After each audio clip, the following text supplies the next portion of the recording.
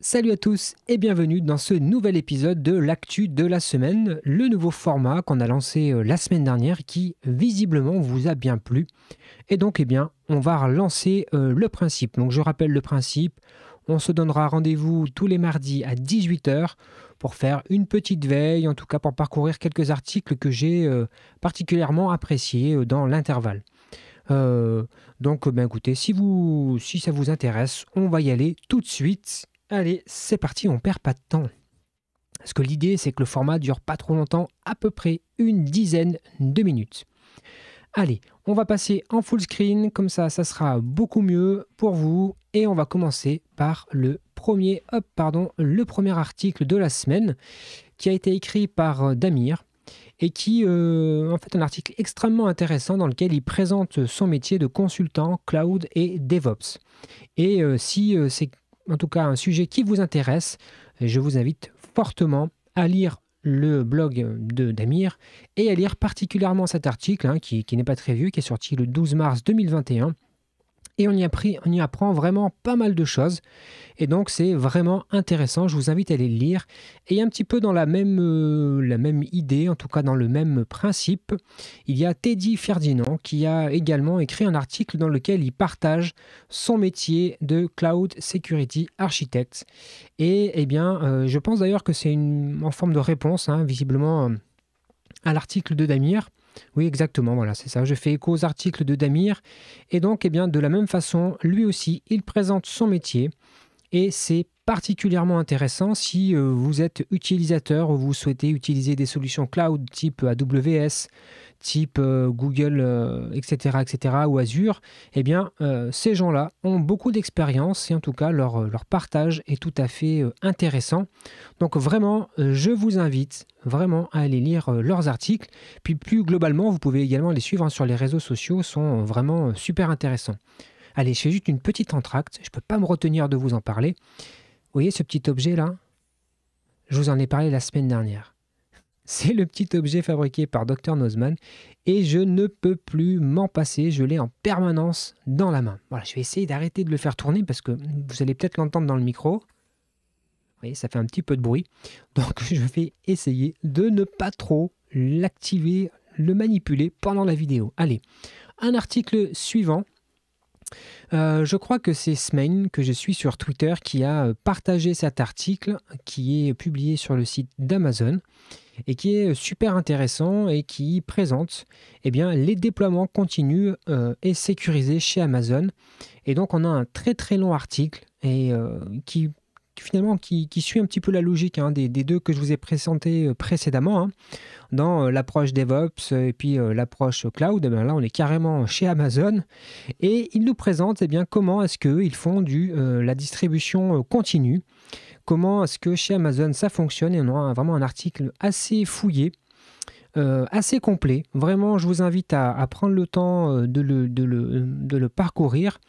Alors si vous n'êtes pas chez Amazon, moi c'est mon cas, je ne travaille pas trop avec Amazon, mais n'empêche que ça donne beaucoup de bonnes idées. C'est très détaillé comme article. Vous voyez, il y a vraiment beaucoup de choses qui sont abordées.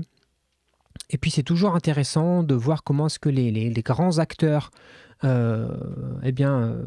eux aussi font. C'est comme ça qu'on peut apprendre et prendre des bonnes idées. Donc il y a un très très long article et vraiment je vous invite à aller le consulter. En tout cas, si les pipelines d'intégration continue et de déploiement continu vous intéressent, je pense que cet article devrait fortement vous intéresser. Et comme on parle un petit peu de pipeline, on parle de déploiement continu, on va dire que ça fait la liaison avec le sujet suivant, qui est une information intéressante. C'est que chez GitLab, ils ont décidé que désormais, si vous créez un nouveau projet sur GitLab, la branche par défaut ne ce sera plus la branche master, mais ça sera la branche main. Alors je sais, il y en a un certain nombre qui trouvent ça absolument ridicule. Moi personnellement, ça ne me fait ni chaud ni froid que ça s'appelle master ou main. Et si ça peut éviter qu'il y ait un certain nombre de personnes qui se sentent mal à l'aise, blessées, parce qu'il y a la notion de master et effectivement, profondément, ça peut poser souci, ça peut poser question. Donc moi, j'ai aucun souci à ce qu'on change le nom de la branche, enfin, j'ai aucune raison de m'offusquer de ça, et je suis même plutôt très très favorable à ce qu'on bascule. Donc vous n'avez aucune obligation à basculer les anciens projets, hein, ne vous inquiétez pas, rien ne va s'arrêter du jour au lendemain. C'est simplement que désormais, les nouveaux projets vont basculer sur cette branche main. Alors, ça peut avoir quelques petits effets de bord si vous utilisez par exemple chez GitLab des pipelines que vous réutilisez dans plusieurs projets en partageant les mêmes scripts et qu'ils se basent par exemple sur le nom de la branche master. Il va y avoir effectivement des petites adaptations à faire, mais très honnêtement, c'est vraiment pas un problème. Et je trouve qu'en termes sociétal, c'est quand même une avancée plutôt intéressante. Donc, pour moi, bonne idée. Bonne idée d'avoir fait ce changement, je trouve ça très bien.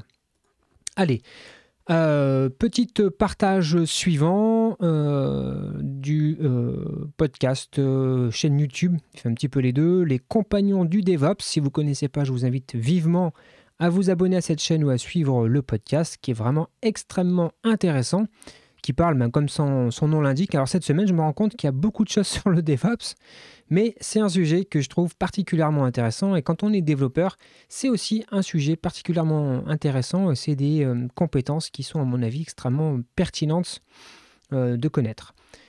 Et bien, en réaction à ce qui s'est passé chez OVH, il a proposé une vidéo extrêmement intéressante sur comment est-ce que on peut faire des sauvegardes. En tout cas, il présente un certain nombre de solutions, de bonnes pratiques sur qu'est-ce que c'est qu'une sauvegarde, où est-ce qu'on doit sauvegarder, combien de fois est-ce qu'on doit sauvegarder, où est-ce qu'on peut sauvegarder. En tout cas, cette vidéo qui dure à peu près une petite quinzaine de minutes, vous donnera déjà un beau panorama de ce que vous pouvez faire et je trouve que c'est extrêmement intéressant qu'il ait abordé ce sujet-là.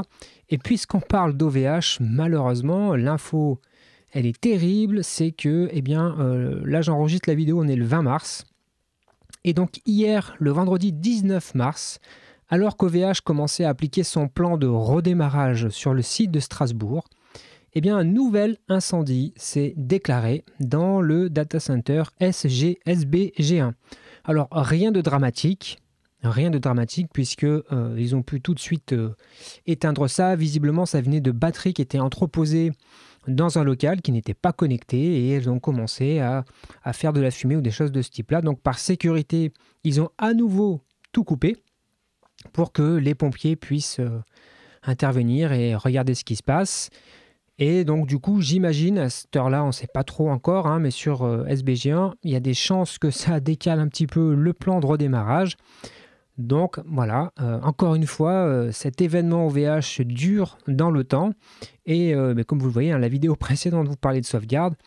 Là, typiquement, ceux qui n'en ont pas et qui sont en attente du redémarrage sont un peu dans une situation compliquée puisqu'on n'a à ce jour pas vraiment encore de certitude sur le moment où tout va redémarrer puisque le plan de redémarrage, là, il vient de prendre à nouveau un petit coup.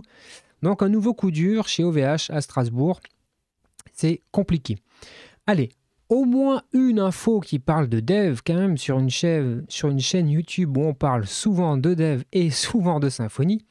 Un article, alors je mettrai tous les liens de ces différents articles dans la description de la vidéo.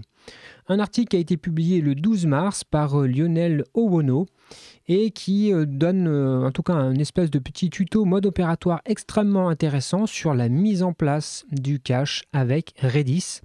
Et je trouvais l'article plutôt bien fichu. Il va droit au but. Ça permet de tester rapidement la solution. Et donc vraiment, si ça vous intéresse de voir comment est-ce qu'on fait du cache avec Redis, cet article vous donne quelques pistes pour mettre ça en place relativement rapidement. Et vous pouvez après évidemment aller approfondir. Donc je mettrai les liens de cet article dans la description.